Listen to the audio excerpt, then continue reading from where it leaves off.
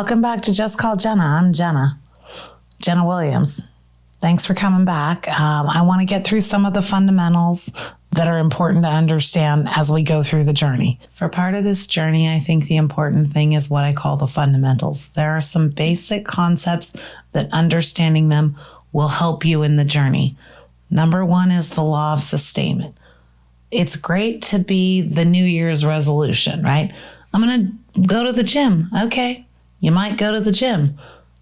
Great, good for you. But probably 30 days later, many of us aren't doing that because you sustain what you're consistent as. The law of sustainment is your brain's way of, whether it be self-sabotage, giving up, listening to other things. The law of sustainment is what you identify as, you will become. Your brain will fight you being the new version of you versus the old version of you. Your brain wants to stay comfortable with what it is. Remember that whether you're fighting a saber-toothed tiger or you're just having a hard conversation, your brain does not know the difference. It will send the same signals to your body.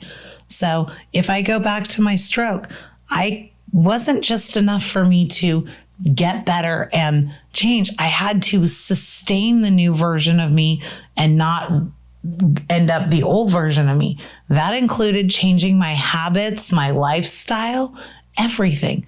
Sustainment is not the roots of what you planted in the ground. It's the fruit you see. So you might identify without knowing it or knowing it as a certain version of you. That is what you identify as. The law of sustainment says that no matter how much you change, you will keep reverting back to that until you actually can identify as something else. So you have to sustain the steps to allow you to grow into the new you. Think about planting a seed for a harvest. You plant that seed. If you plant apples, you're not going to get strawberries. You actually have to plant the strawberry seed, nurture it, water it, let it grow, and then you have strawberries. So what do you identify as, and what sustained action or consistency will you take to get there? For me, it wasn't just about diet, exercise. In fact, taking care of my body is probably my weakest point, but I'm really good at taking care of my mind and soul. So I started using those to improve the physical stuff that I wasn't good at. I'm not the person that gets up at 5 a.m. and goes to the gym. I am the person that gets up at 5 a.m. and reads. I am the person that walks my dog when I can. I am the person that chooses water over soda. Before the stroke, I was the kind of girl who could drink 2 big gulps of Coke in a day. Now I'm lucky if I drink 2 cans of Coke in a month. It's a treat. I still like it. I'm not going to deny myself all of it. And right away, it seemed too hard to do. But slowly you make the choice of, I'm going to have the water and not the soda. And then before you know it, your brain starts identifying with it. And now the water is my strawberry and the Coke is my apple. I'm not planting an apple and hoping to get a strawberry. There is a story that someone had told me, which hit me hard when you talk about consistency and sustainment and what you identify as. Let's say we take 2 people. One person decides that for an entire year, they're going to eliminate 100 calories out of their diet for a day. And the other one decides they're going to add a cookie a day. Not very much. It's a cookie. But at the end of a year, the person who ate 1 cookie was 20 pounds heavier than the one who eliminated 100 calories. It was never 1 cookie. It was the habit of multiple cookies, like 1 single cookie a day. Doesn't sound like that much, but over the course of a year, sure added up. So sustainment is the consistency. It's choosing not just what am I going to do, but what am I going to nurture? What am I going to sustain? That was an incredibly hard lesson for me in healing from the stroke. How could I sustain a version of me that I didn't even know? I didn't know who I was at that point. I knew who I was before the stroke, but after the stroke, Jenna 2.0, How did I not revert back to what I identified as? How did I allow my habits to sustain a version of me that didn't exist yet?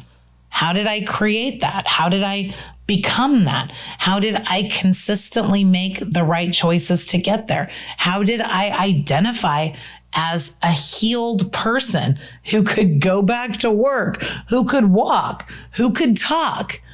At the moment those things were happening, my brain was like, we can do this. My body was like, not so much.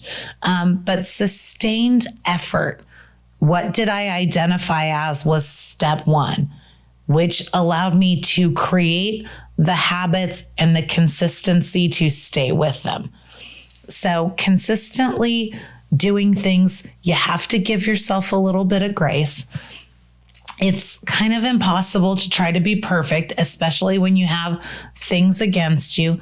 I had a great therapist who worked with me on just, hey, more often than not, that's what you're going for. Let's not give it a 40, 60, 80, 20 rule. Let's just go more often than not. You're allowed to be human. You're allowed to have a day where it hurts so bad you can't get out of bed. You just can't do that 3 days in a row.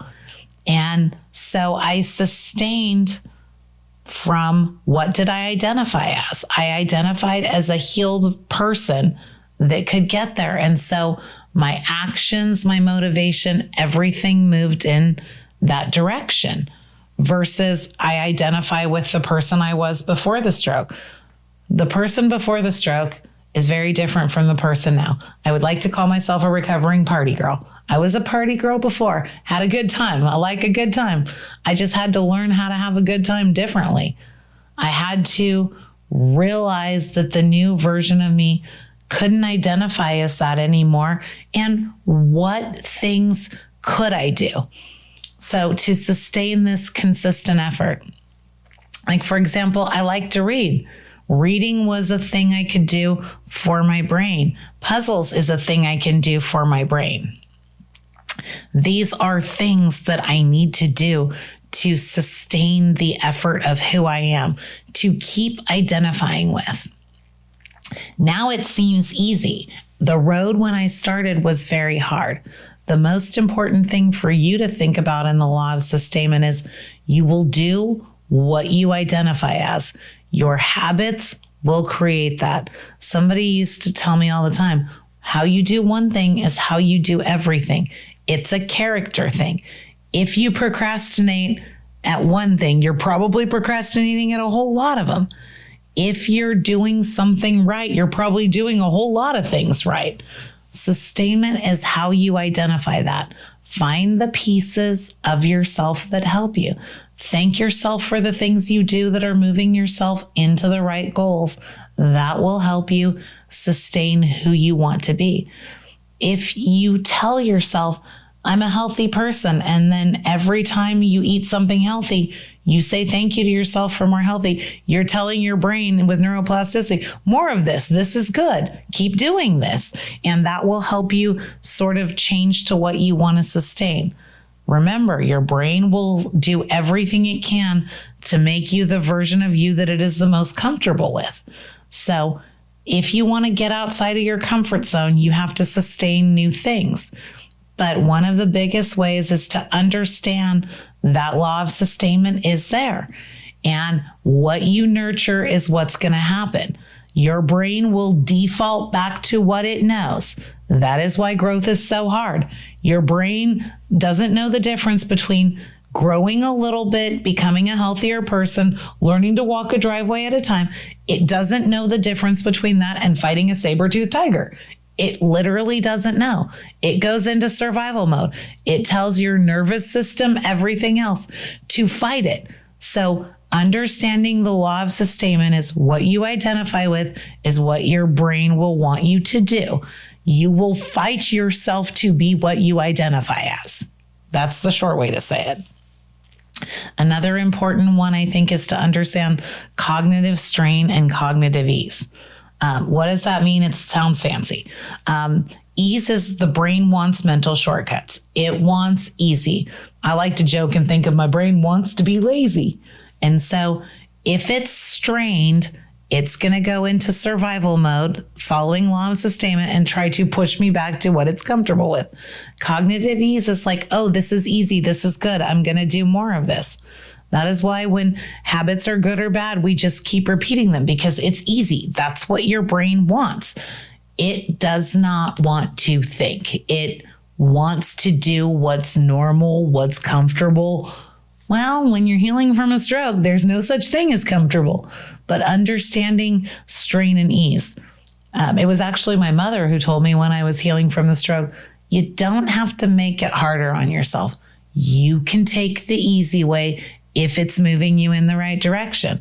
So I think about that a lot is, how do I not make it harder on myself?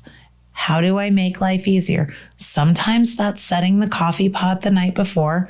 Sometimes it's cooking the meals on Sunday that you're going to use through the week. A little bit of prevention, giving you sort of the gratitude for the past you that made future you better off. Okay, that's great. That's thinking about strain versus ease. So the way I think about it is, how do I make it easy on my brain so that it can be lazy? I know that sounds funny, but that is the easiest thing. So understanding that that is a fundamental of sort of how do you hack your brain and move from what you identify as to the new version of you. Understanding that your brain wants easy. You have to make it easier for your brain. A lot of that is like shrink the task. Think about it in manageable steps. I like to think about things as, for example, shrink the task. What is easy for me? Let's use the example that I'm not good at, which is going to the gym every day. If the goal is to go to the gym for an hour a day, now maybe that's your A game. You're going to do that. You can't really sustain that every day because it's new. Your brain doesn't want that. So maybe version B is, I got up and I went to the gym for 20 minutes. Version C is, I'm lazy. I want to kick this can down the road. I don't want to do it, but I'm going to commit to just walking around the block for 5 minutes. And that might be what you do when you're at your lowest vibes and can't manage it. But you're committing to sort of those shrink the task. How can I make it something that I can do at the lowest of me? Yes, we all want to strive for our A game. Nobody wants to fail. I don't want to fail either. But if the task is manageable, I can do it. If it's okay, during the stroke, I had to learn to walk again. It was manageable if each day my goal was just one more driveway. I shrunk it to where it was manageable for me to sustain the effort. Not, hey, I'm going to get to the end of the block. My body wouldn't have cooperated in that. That might have been 10 driveways, but maybe I could only make it 3. And so if I said, okay, I'm going to go 3, maybe today I did 3. All right, tomorrow I'll push myself for 4, but shrink the task to what you can accomplish. Don't overwhelm the brain. It doesn't understand. You can't strain it. And straining the brain and not giving it the easy path, it doesn't know what to do. Mental shortcuts. Again, if you think about a path, you walk through a hill, there's no pathway. You just walk one way through the grass. If you walk that same path 6, 7 times, a path starts to form. And before you know it, there's the path. There's the easiest route from point A to point B. So shrink the task. Neuroplasticity is a huge one to understand. Your brain can make connections. Some of us have heard old dogs can't be taught new tricks. Actually, the brain is very malleable. There is really never a time that you can't retrain your brain. It is a fascinating organ. I'm not even sure that I could ever even understand its complexities. But neuroplasticity is, again, neurons that fire together, wire together, make new connections. In my stroke, there is a small section of my brain that lost its complete connection.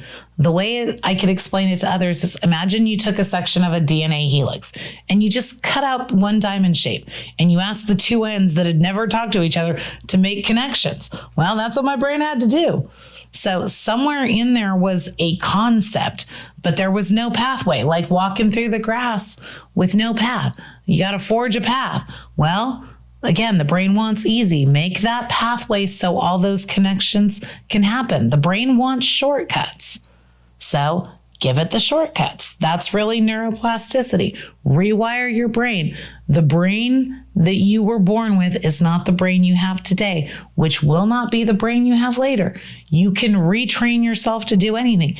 It's a skill. I wish I could tell you there's an easy button. Oh man, I wish there was an easy button. There is not.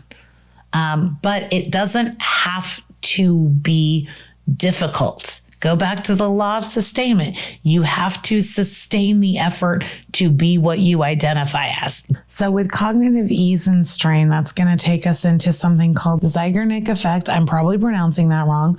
Don't come for me. It says that the brain or the mind will remember unfinished tasks better than finished tasks. For example, the best way I can explain that is like a movie with a cliffhanger. If there's a cliffhanger in a movie or a show, your mind is not settled until it sees the conclusion. It goes back to that law of sustainment. By sustaining tasks, you can finish them. But if they are unfinished, your mind will be unsettled. The brain wants shortcuts. It will fight for safety. It wants cognitive ease.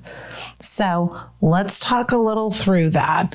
When you're thinking about how your brain works and wanting ease, cognitive ease and strain, the more cognitive ease you have, the easier it is on your brain, the more automatic it can be, the more space your brain has to deal with things that are straining cognitively.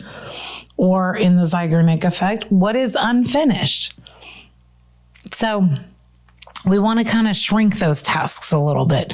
Remember the reward loop and the quick hits of dopamine. That's how your brain works. Essentially, we're going to hack our brain a little bit. We're going to use our biology to help us propel forward. Shrinking the task is sort of bypassing the amygdala. The amygdala is the fire alarm system in the brain. When something is hard and you hit cognitive strain, your amygdala is that piece of your brain that goes, hold on, alarm bells, stop, stop, stop. Danger, Will Robinson, danger. That is your brain's fighting itself. You want to bypass that and hit your prefrontal cortex. That is logic. Your prefrontal cortex is what's still developing in teenagers and why they're all kind of crazy. It might be the only time in your life that you can be considered legally insane. Your prefrontal cortex needs logic for the brain to process things. So we want to bypass the alarm system or the amygdala and get to our logic brain, our prefrontal cortex. That is done by presenting cognitive ease over cognitive strain. The Zeigarnik Effect will come into there. Your alarm system in your brain or your need for things to be closed will help you. So unfinished tasks will help you. To better explain the Zeigarnik Effect, I'm going to paraphrase to my understanding of it. If I'm wrong, sorry. But essentially, this was a woman in the 20s, and she noticed by watching waiters that they could come and they could remember orders step by step, all the details, and then magically when the order was fulfilled, they would forget it and have space for another order. So we are going to essentially follow that same effect that is natural in the brain. We are going to, as we finish tasks, make space for new things, all following cognitive ease versus strain. I want to bypass the alarm system and get to logic. We're grown-ups, we're adults. We all have a different kind of crazy in us. Every one of us is capable of being crazy, myself included. I do some things where I'm like, yeah, I knew better. I mean, I was left unsupervised, so I think that understanding how the brain works, shrinking the task, understanding some of these things, it doesn't mean I'm going to be perfect. I'm going to give myself a little grace to be human, make a mistake, and more often than not, I'm going to move in the direction I want by controlling where my frequency is going. What am I sustaining today? Can I shrink the task to where my brain is not fighting itself? My brain, your brain, everybody's brain, the amygdala, it does not know if you are fighting a saber-toothed tiger in real life or you're just having an uncomfortable conversation with someone you love. It does not know the difference. It is the same frequency of alarm to it. Remember, the brain is neutral. It doesn't know good or bad. Those are your definitions. That's how you feel about it. It just processes information. The dopamine loop will keep reinforcing what we like. So understanding the Zeigarnik Effect and cognitive ease and strain, those are extremely important. We want to simplify it on the brain. The easier it is on the brain, the more likely that we're going to be successful at said task. We understand that the brain is going to remember things until it is completed. And once it's completed, it will make space for new things to come in because it will remember uncompleted tasks. These are important things to know as you're trying to sustain things, because sustaining is actually the hardest part of it. Anybody can start. It is not that hard to pick up the phone and make a phone call. Much harder to make 10 phone calls every week for 10 weeks straight. That requires dedication, commitment, and sustainment. What's going to make it easier to sustain? We're going to shrink the task, understanding that the easier it is on my brain, I can bypass the amygdala, which will be very emotional and set off all the alarms, bells, and whistles. And the prefrontal cortex can come in and logically remind me why I'm doing things, why I want to finish them, so I can create space for something new. I'm going to keep it moving. I'm not going to get stuck. But understanding some of these rules are very, very important. A huge portion of that all comes with the compound effect. The compound effect is like the cookie story. It wasn't one cookie. It was a cookie a day for a year added 20 pounds. That's the compound effect. We are all the effect of the daily things that we do. So think about what you're compounding. Again, it doesn't have to be night and day. It doesn't have to be the drama you find on TV. Most of life is found in the boring moments that we don't think of. I got up today, I did this. Right? Information is going to fly at you, but if you compound in the direction you want to go, you can get places fast. Again, I had to learn, let's go back to walking, compounding step by step. They told me I'm going to need a cane for the rest of my life. My dreams of sticking with golf were never going to happen. I get out there and I golf.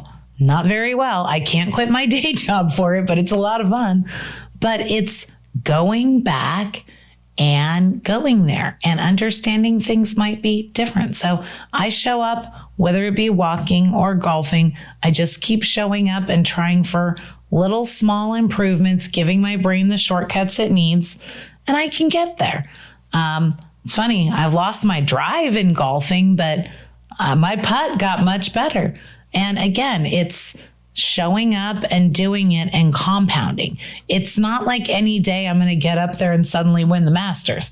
I would love that. Don't get me wrong, but it's probably not going to happen. And so I think just showing up and each time looking for that improvement, I'm compounding. And maybe in 2 to 3 years, I'll be a good enough golfer that people will want to golf with me again. But that's not really what matters. What matters is showing up and compounding. Okay, I'm telling my brain, if I show up in my golf clothes on the course and I do this, I'm going to be able to golf well again.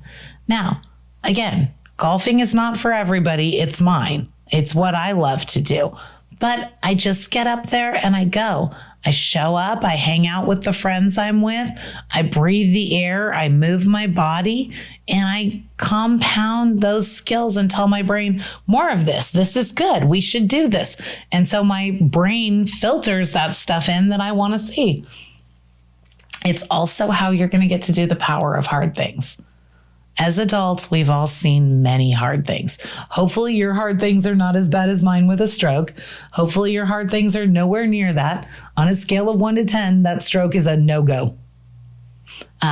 So I hope that you can figure out that you have the power to do hard things. That power is absolutely in you. You have the mental fortitude and everything you need to push yourself into what seems impossible.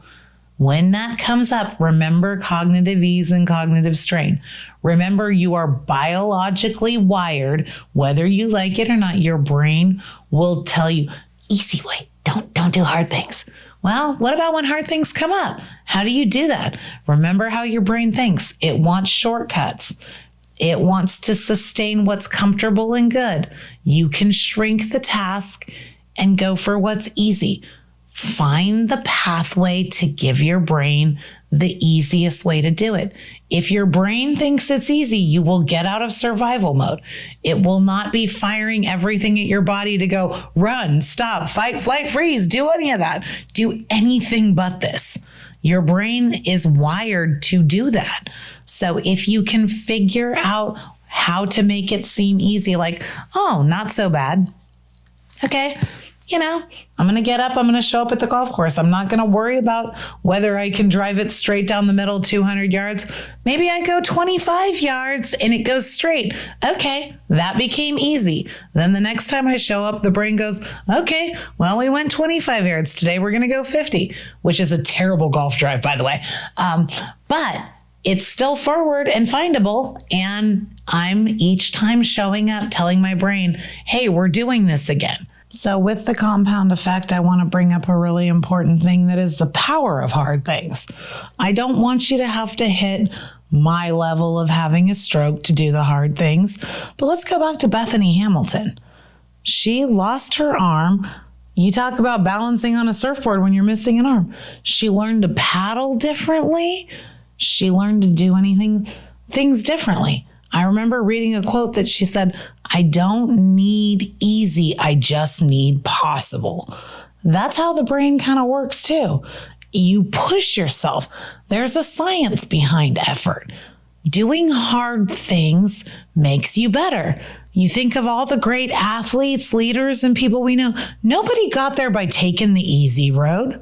I mean, sure, the brain wants the easy road, but you need a little stress, which again, remember, I'm about stress poisoning. You need a little bit to push you further. So just like Bethany paddling different on a surfboard, just like all the great leaders and athletes we know that did hard things, just like me, walking one more driveway every day, compounding until the massive shift happened. You have to stretch your brain a little bit. Again, muscles get better from straining them, working them out, they get stronger. You don't see the guy that's 100 pounds the day he goes to the gym, and suddenly he comes out after an hour workout 120 pounds of pure muscle. No, but doing hard things and going back will get him there. There was a story I read in a book about habits. There was a guy who tried to create the habit loop in his brain to go to the gym.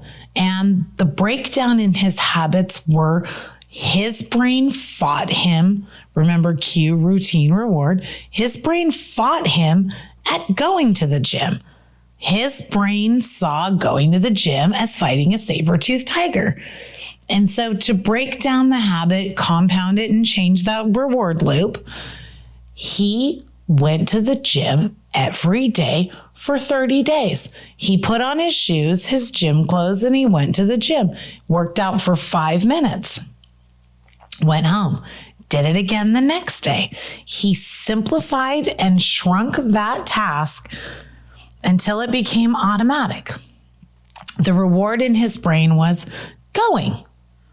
Putting on his shoes, going, even for 5 minutes. It wasn't about the length. It was about the habit, becoming the kind of person who went to the gym every day.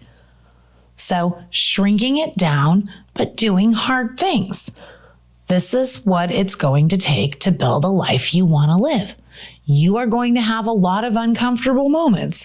You are going to have to let people misunderstand you. But the power of hard things and that effort is going to create peace. For me, people who know me now will hear me say, if it takes my peace, it's too expensive. There were some seriously hard things for me to accept in shrinking the task and doing hard things. one of the hardest things for me was a psychology lesson. I had to let people misunderstand me. I had to not explain myself. My childhood wound is I didn't feel heard as a child, so I needed to tell my story to everybody. I needed to be able to explain myself, and I needed to tell everybody. It was my deep-seated trauma wound of who I was and how I felt about myself. I felt I needed to explain myself. So the hard thing for me was accepting that I don't have to explain myself to anybody. I could allow people to misunderstand me. Do not think for a second being here on this video, releasing this podcast is not one of the most frightening things in the world. Do not think I just came out here like an expert. I'm going to take on the world. No, I just said I'm going to do the hard things. Remember, I created a plan of sustaining how I was going to do this and commit to doing it. Just like in my journey of healing and noticing stress or learning from it, I had to learn how to not explain myself, how to be okay with myself when somebody else didn't understand me. To actually be okay with the fact that this thing is out there on the internet. I have a website. Everybody I've ever known in my life knows about this, and I could end up with some egg on my face. I could end up a complete failure. I could have trolls on the internet telling me how horrible I am, and I had to be okay with me no matter what. And when you're talking about that being one of the biggest trauma wounds I have is, I need you to understand me. I need you to like me at all costs. Your opinion matters to me. Guess what? I want you to like me, but I am going to go home and sleep like a baby, whether you understand me or not. I can sleep knowing that I'm putting this out there in my most vulnerable state, sharing myself with the world, opening up invitations for people to just throw eggs and TP my house. Like, it's totally possible. But that's the power of hard things. I am aware that what I refer to myself now as Jenna 2.0 after the stroke. Jenna 1.0 existed before. I thank her for everything she did to get me here. And somewhere Jenna 3.0 is evolving. I am aware that future me is happy about everything I'm doing here. As hard as it is, as scary as it is, putting myself through all the cognitive strain and fighting myself like I'm a saber-toothed tiger, like I'm human. This is not easy. I imagine you could see every celebrity out there and their life being out there would scare them. Scares the bejesus out of me. Do you think I want somebody saying I'm not good enough? But I actually had to get very comfortable with myself, accepting that my frequency and my vibe is not meant for everybody. I had to do that, and that thing that I did put me to here, having this conversation in front of a camera and putting myself out there. Because when I did that hard thing of learning to not explain myself to somebody committed to misunderstand me, just going, okay, you want to tell me 2 + 2 is 5? Have a nice day. But being okay with not explaining myself, healing that piece of me, that super hard thing that I did. By the way, really, really hard. One of the most emotionally draining things I've ever done in my life. But I reinforced the habit of reminding myself every time somebody didn't like me or didn't understand me, that was okay. I still liked me and I understood myself. The dopamine hit was I liked myself. By doing that hard thing, super uncomfortable, one of the hardest things I've ever had to do. Now I can look back and say, okay, that was good that I did that. I mean, emotionally, it might have been harder than receiving the stroke. It might have, because I am a total extrovert. I live my life in a world of where I want to be the life of the party. I get energy from being around other people. And to let people misunderstand me and not explain myself, I went through a horrible custody battle in court many years ago. And when your life is on display to strangers like that, you want everybody to like you. You want everybody to be on your side. And because of my wound, my childhood wound of needing people to hear me out and understand me because I felt misunderstood since I was little, that hard thing I did made it able for me to come here and do this hard thing. It propelled that compound effect. Now, when I was in therapy doing that healing, did I ever think for a minute that would put me here? No, but that's kind of the science of effort, is that it breeds. So there is learning new habits, but sometimes you have to unlearn habits. I had to unlearn the value of other people's opinions. And to some of you, that may seem like nothing, but to me, it was just a part of who I was. I thought I needed to, I don't know if you want to call it people pleasing, name any trigger trauma wound you want. Essentially, my validation was external. It was completely outside of me. My secret self didn't tell people that they hurt my feelings, but I am way more sensitive than anybody would ever imagine. There were nights I cried myself to sleep because of something somebody said. Now, you would have never seen it on my face. In fact, many of you who know me might even be shocked to hear that. But yeah, little teeny tiny Jenna that was inside there from like second or third grade wanted everybody to like her. She didn't want to be misunderstood. She didn't want to be left off the kickball team or picked last in sports. She didn't want any of that. So somewhere in there, wherever that wound came from, it spiraled into me living external. And what came from that was the need to over-explain myself. I needed everybody to understand where I was coming from. I needed people to understand my reasons and why. So I had to unlearn that habit. I had to cue a different routine. When I had somebody that I was talking to, and whether they liked me or understood me, the routine had to change. That I was no longer living external, needing somebody else's view. And the reward, the dopamine hit, came from noticing how I liked myself more. My opinion of myself mattered more than other people's opinion of me.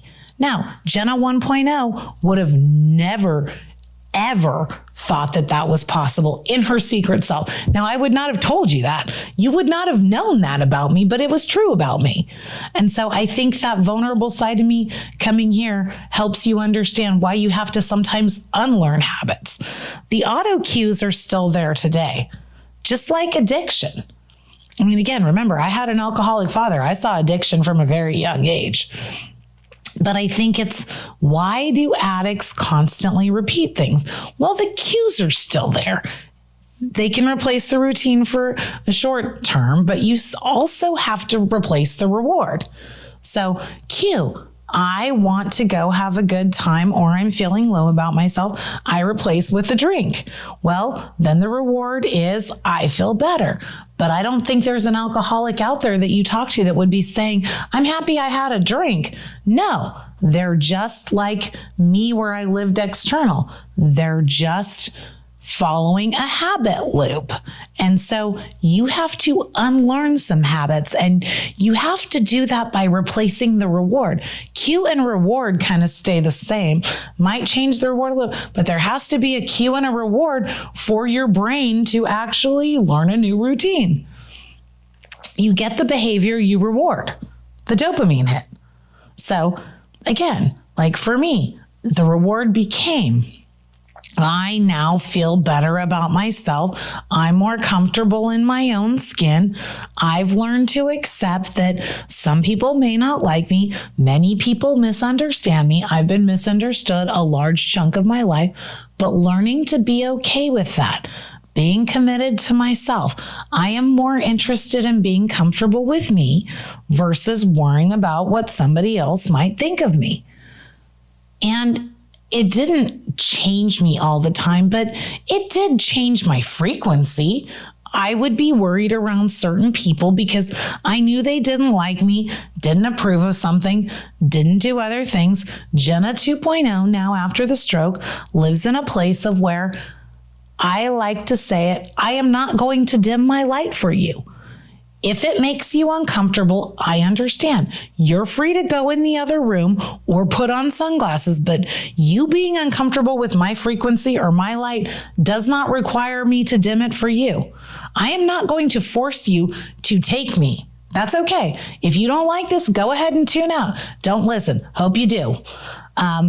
I think it's really, really important to understand that you have to unlearn behaviors and the way the brain works.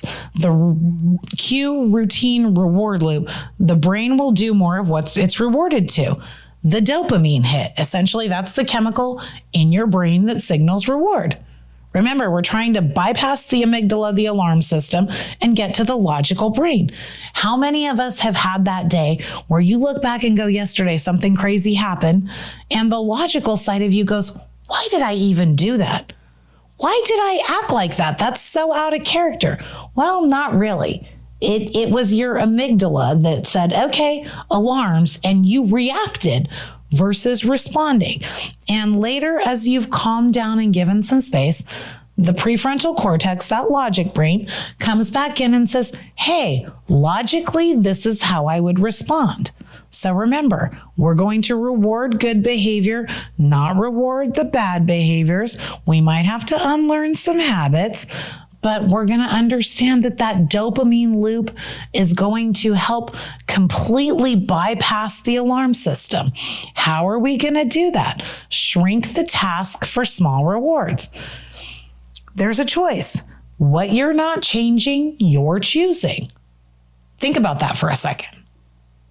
How many of us get up, oh, I'm going to do this, I'm going to do that. Remember the story of the New Year's resolution. What you are not sustaining, you're choosing. So what you're not changing, you're choosing. Every single one of us has this idea of what we're going to do to improve our lives. We know what it is. Just like when I was out there looking for other people's opinions to matter. I wasn't aware that's what I was doing, but that's clearly what I was doing. I'm human. Forgive me. I forgive myself. But I think understanding you have the choice. How many times have we as parents or heard a parent say, make good choices as your kid's running out the door? I didn't always make the best choice. I'm human. I still don't always make the best choice, but more often than not, I'm choosing the important things. I'm choosing not to stay stuck. I'm choosing to move towards Jenna 3.0. I'm choosing to let people misunderstand me and allowing myself that doesn't matter. Think about that for a second, that one of my biggest fears is other people judging me or misunderstanding me. And here I am talking on camera to you about how to make your life better. If you want to talk about what I'm changing, remember, karma is real, energy is contagious. Watch your vibes.